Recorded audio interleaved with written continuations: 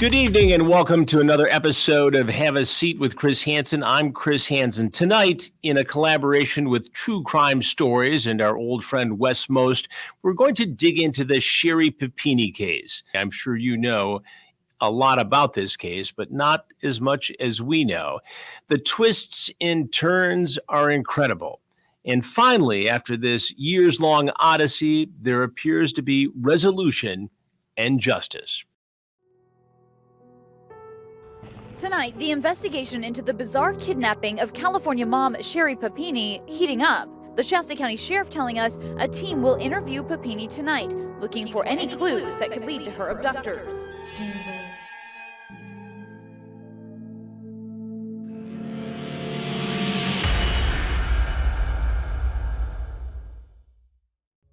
For weeks, her face was everywhere.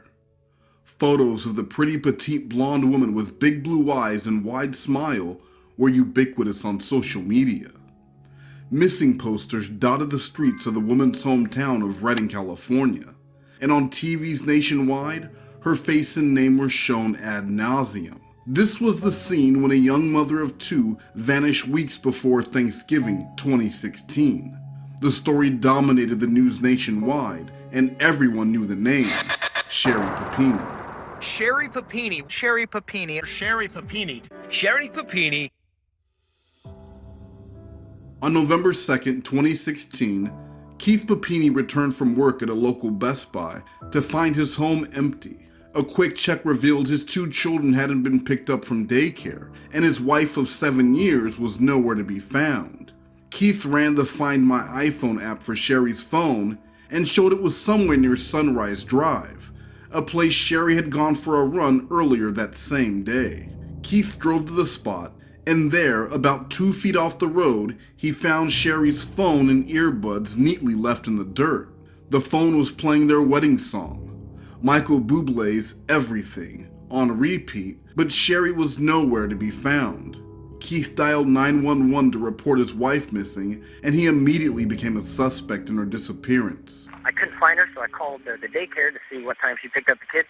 The kids were never picked up, so I got freaked out, so I hit the Find My iPhone app thing. I found her phone, and it's got hair ripped out of it, in the headphones. And I took a picture of her phone on the ground before I picked it up. When's the last time you heard from her? She sent me a text asking me if I was coming home for lunch.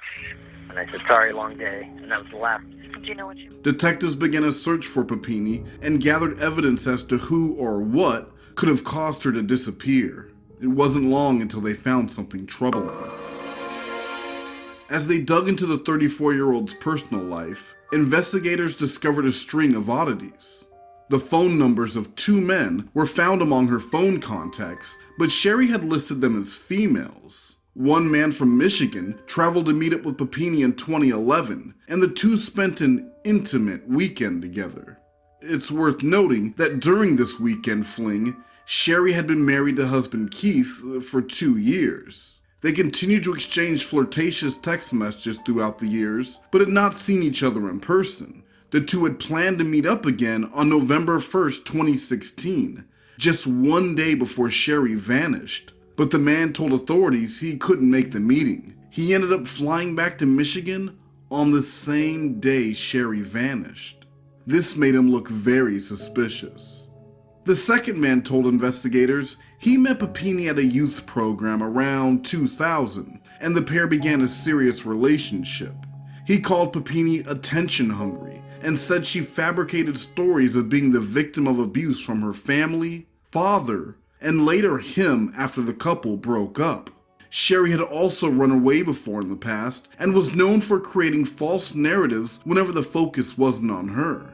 Perhaps more troubling, Sherri's own mother called the police when Papini was 21 years old to report that Sherri was self-harming and blaming it on her mother. The family lived in fear as they never knew who or what Sherri would claim was harming her in some way. Friends of Sherri would make it even more clear, saying Papini had a history of telling lies and could not be trusted. I'm a victim.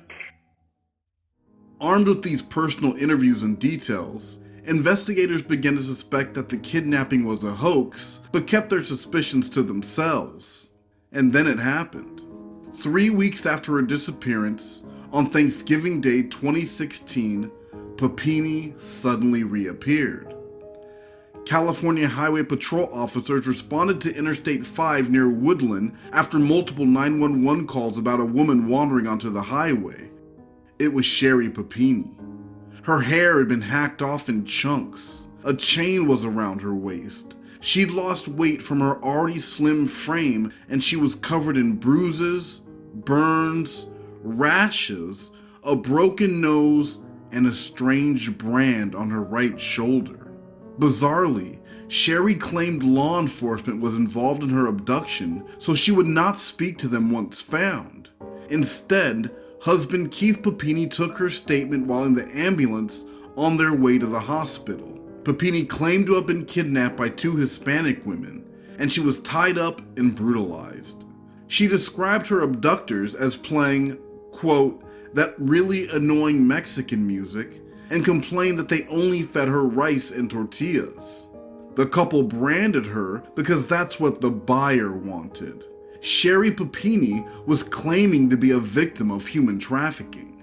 The hospital found no signs of sexual assault or traces of narcotics in Sherri's system, which didn't quite match up to her story of being drugged during her ordeal.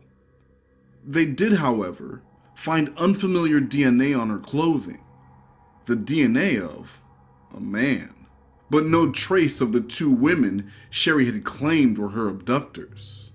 On November 30th, 2016, while on an interview about the case, Sheriff Tom Basenko mentioned he was relieved Sherri was found, but also made it clear they didn't fully believe her kidnapping story.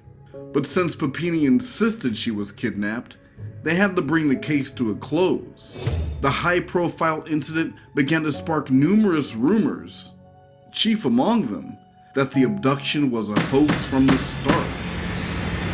In a statement on Good Morning America, husband Keith Papini declared that rumors, assumptions, lies, and hate have been both exhausting and disgusting. He called the accusations malicious, subhuman behavior. Sherri's husband says he is disgusted by the rumors and innuendo that the kidnapping is a hoax. Rumors, assumptions, lies, and hate have been both exhausting and disgusting. I understand people want the story, pictures, proof that this was not some sort of hoax plan to gain money or fabricated race war.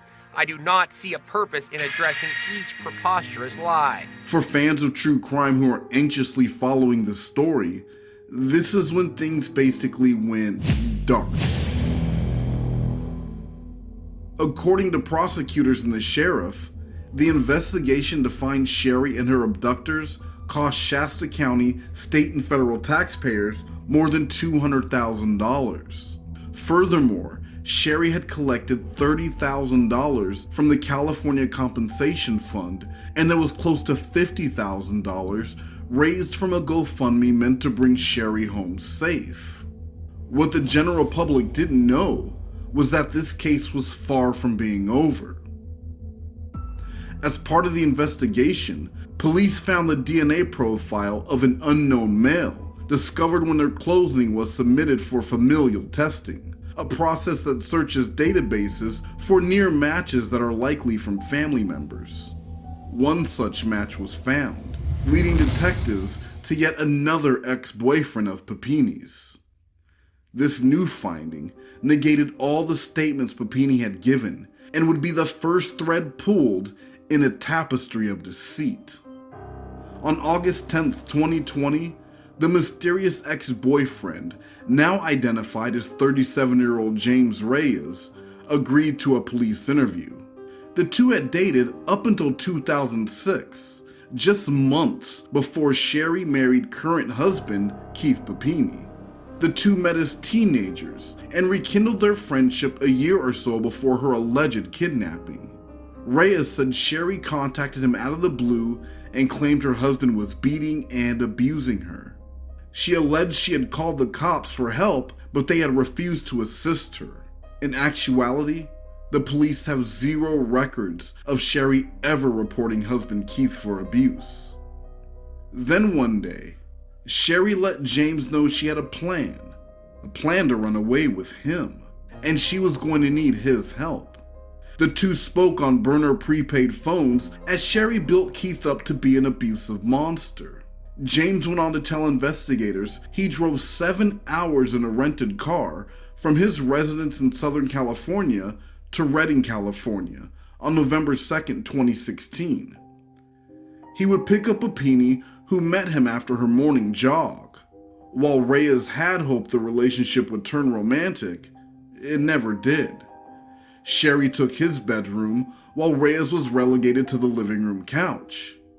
Instead of romance, James had unwittingly become a platonic accomplice in a federal crime. He had no TV, so he knew nothing about the nationwide search going on for the young mother in his own home. James went on to say Papini stayed in his apartment, eating very little, cutting her own hair, and toward the end of the stay, even asked him to brand her with the crafting implement purchased at Hobby Lobby. Sherri broke her own nose and inflicted a number of other injuries by slamming herself into various fixtures in his bathroom.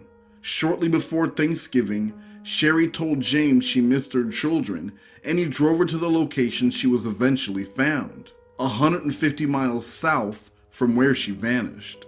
Investigators returned to Papini's home to question her once again. Sherri was repeatedly told that lying to federal agents is a crime, and once again, she repeated her earlier story of being abducted and outright denied meeting up with her ex. On Thursday, March 3rd, 2022, 6 years after scamming the police and the public, Papini, now 39, was arrested and charged with mail fraud and for lying to a federal agent. She is looking at up to 25 years in prison for her crimes and hundreds of thousands of dollars in fines.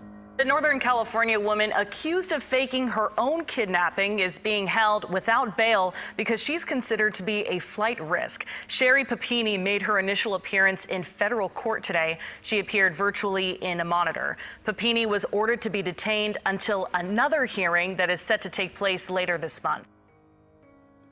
Keith Papini, meanwhile, has not been charged up until this point, but he is still a suspect. It is theoretically possible that the two concocted the plan and added the racial elements to appeal to a specific crowd. Add in the fact that Sherri tempted her accomplice with the promise of a physical relationship only to shut him down after he unwittingly aided her in her escape, and it's easy to see why some believe this was the couple's ultimate scheme from day one. Just weeks after Sherri reappeared, Keith Papini wrote himself a check for over $30,000 from the GoFundMe account to pay off credit debt, and the rest was spent on personal expenses and trips. The police have gone on record to say Sherri had more help in this scheme than just the ex-boyfriend who was questioned. Papini was warned against the consequences of lying to federal agents, but she still maintained her story. Now, with the newfound evidence, she continues to deny the mountain of proof and awaits her next court date. You have to feel sorry for her two innocent children at this point, growing up in the shadow of controversy created by their own mother and her constant stream of lies. You also have to consider the impact this will have on actual victims of these types of serious crimes. People who will be less likely to come forward because of the stigma this places on victims of violent crime. Because of the actions of Sherri Papini, who knows how many people were harmed while police were wasting valuable resources looking for a false victim? How many of those donators on that $50,000 GoFundMe will never give another dime because they were left feeling ripped off after finding out Sherri was never missing in the first place? Sherri may not have thought about any of that before, but she will have plenty of time to consider the impact of her actions while she spends time away from friends, family, and freedom in the walls of a federal prison.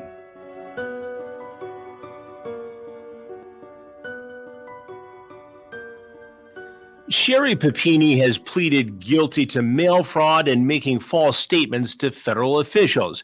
She could have faced up to 20 years in prison and $250,000 in fines, but because of the guilty plea, the prosecutors are recommending 8 to 14 months in federal prison. Since the guilty plea and the arrest, Sherri Papini's husband has filed for divorce. I remember very clearly being on the Papini property in the weeks after the alleged kidnapping disappearance, and I remember what outrage I experienced from a neighbor who lived next door, admonishing me for being on the property, for trying to talk to the Papinis, who were not home at the time, although it was clear they were living in the home. There were packages outside the door. And he was very angry that anyone would dare question Sherri's story. And a lot of people felt the same way. And so I guess it's with some regret, but a sense of justice, that this case is finally resolved with a guilty plea, and hopefully Sherri Papini's husband and their children can move on. We'll see you next time on Have a Seat with Chris Hansen. Until then, I'll be watching and listening.